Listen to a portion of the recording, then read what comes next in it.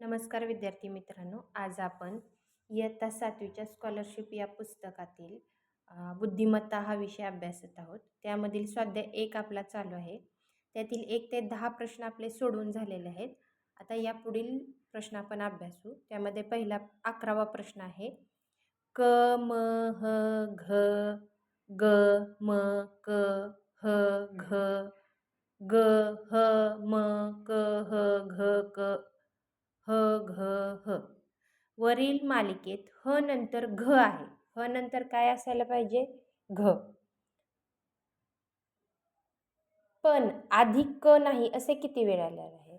ह नंतर काय आहे? ह नंतर इथं काय दिलेलं आहे? ह नंतर घ, ह नंतर घ. परंतु आधी काय नसायला हवे? पण आधी क नाही. म्हणजे हच्या आधी क नसायला हवाय. असायला हवाय का? नसायला हवाय. म्हणजे फक्त हे असायला असणार कुठे बघू आपण ह्या मागच्या. क म ह हे तर नाही. ह नंतर घ आलंय. ह नंतर घ इथं आलंय बघा. आणि पाठीमागे क पण नाही, म्हणजे हे बरोबर आहे. त्यानंतर ह नंतर घ आलं आहे, परंतु इथं पाठीमागे काय आहे? क आहे. आणि आपल्याला क नको आहे, म्हणजे हे पण चुकीचं आहे. त्यानंतर ह नंतर म आहे. ह नंतर घ आहे, तर इथं पाठीमागे क आलंय. आणि आपल्याला काय सांगितलंय? आधी क नाही. क नको आहे आपल्याला.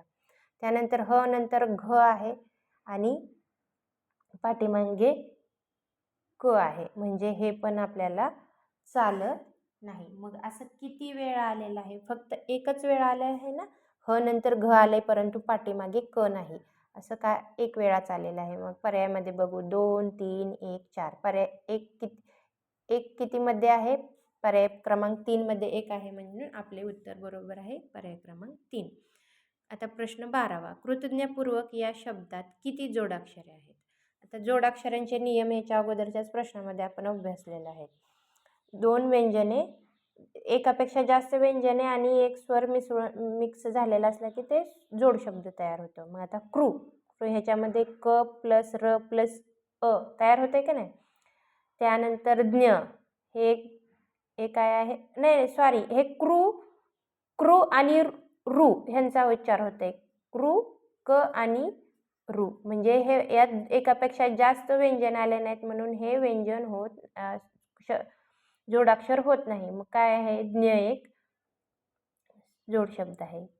पूर्वक हे वरचा रफार एक काय असतं?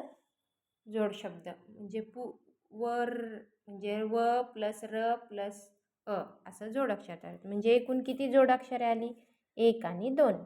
2 ऑप्शन कोणत्या मध्ये आहे? पर्याय क्रमांक 4 मध्ये 2 आहे, म्हणून पर्याय क्रमांक 4 ला तुम्हाला गोल करावं लागेल. त्यानंतर प्रश्न 13वा. माझ्या मराठी भाषेची काय वर्णावी थोरवी, दूरदेशी ऐकू येते माझ्या मराठीची ओवी. वरील ओळीमध्ये र, म, द ही अक्षरे अनुक्रमे किती वेळा आलेले आहेत? आता बघा, पहिल्यांदा काय विचारलंय ह्यांनी, आपण सोडून बघू. र किती वेळा आलंय बघू. आता 1, 2, 3, 4 इथे एक र आलंय, 1. त्यानंतर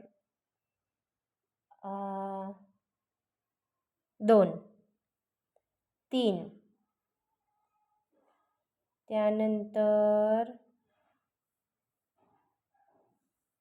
बघा, हे 1 वेळा.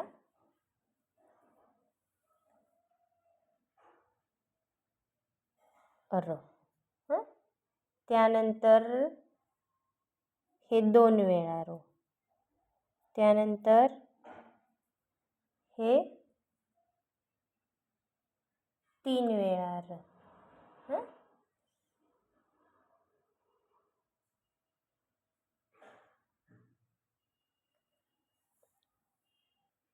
आणि इथं पण रचा उच्चार होतो का नाही, म्हणजे हे 4 वेळा. म्हणजे र किती वेळा आलेला आहे? 4 वेळा. त्यानंतर दुसरा शब्द आहे म किती वेळा आले बघू आपण. मस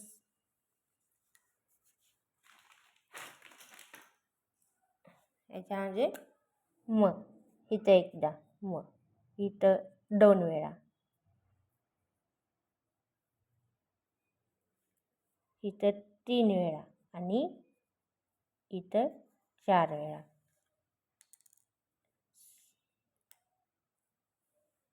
म पण 4 वेळा चाललंय. सॉरी इथं र हे जोडाक्षरातलं र धरायचं नाही. इथलं राहिलंय माझं र शोधायचं. हे र 4 वेळा. 1, 2, 3, 4. त्यानंतर द किती वेळा आला आहे बघू हां. द बघा.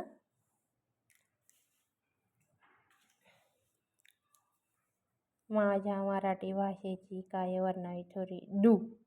इथं एक द आलेला आहे. इथं एक देशी. द किती वेळा आलेला आहे? 2 वेळा आलेला आहे. म्हणजे आपल्या पर्यायामध्ये काय काय भेटलेलं होते? सलग सिक्वेन्स धरली तर 4, 4 आणि 2. 4, 4, 2 पर्यायामध्ये सलग सिक्वेन्सनुसार कुठं आहे? 4, 4, 2. इथं 4, 2, 4 असं मागे पुढे घेऊन चालत नाही. बरोबर र त्यांनी पहिला विचारला आहे रच, त्यानंतर म आणि त्यानंतर हे त्यांची तिघांची सिक्वेन्सनुसारच अंक पण पाहिजेत. मग पर्याय क्रमांक 2मध्ये 4, 4, 2 आहे म्हणून आपलं उत्तर पर्याय क्रमांक 2 आहे. आता प्रश्न 14वा. अनन्यसाधारण या शब्दातील उजवीकडून चौथे अक्षर व डावीकडून दुसरे अक्षर यांच्या दरम्यान कोणते अक्षर आहे? मी याच्या अगोदरच सांगितले उजवी आणि डावी बाजू कशी ओळखायची की आपला उजवा हात आहे त्याच साईडनं उजवीकडे मोजायला चालू करायचं. डावा हात जिथं आहे त्याच साईडनं डावीकडे मोजायला चालू करायचं. आता या शब्दातील उजवीकडून चौथे आपला उजवा हात कोणता आहे? हा. मग ह्या साईडनं मोजायला चालू करायचं. 1, 2, 3, 4 उजवीकडून चौथे अक्षर व डावीकडून दुसरे. आता डावीकडून दुसरे म्हणल्यानंतर हा आपला डावा हात. ह्या हातानं आपण लिहितो उजव्या हातानं. हे डावा हात. काय काय मुलं डाव्या पण हाताने लिहितात. मी माझं सांगते. या शब्दातील डावीकडून दुसरे अक्षर. मग डावीकडून दुसरे अक्षर काय येणार? न. यांच्या दरम्यान कोणते अक्षर आहे? आता सा आणि न मध्ये कोणतं अक्षर आहे? न्य हे अक्षर आहे. कोणतं अक्षर आहे? न्य. म्हणून पर्याय क्रमांक काय आपल्याला येणार? बरोबर मध्ये कुठलं अक्षर आलं? न्य. म्हणून न्य कोणत्या पर्यायामध्ये? पर्याय क्रमांक 2 मध्ये आहे. म्हणून पर्याय क्रमांक 2 हे आपलं उत्तर असेल. तर आपण इयत्ता स्कॉलरशिपच्या बुद्धिमत्ता 7वीच्या पुस्तकातील बुद्धिमत्ता या विषयातील स्वाध्याय 1 मधील 1 ते 14 प्रश्न झालेले आहेत. याच्या पुढील प्रश्न आपण पुढील भागात अभ्यासू.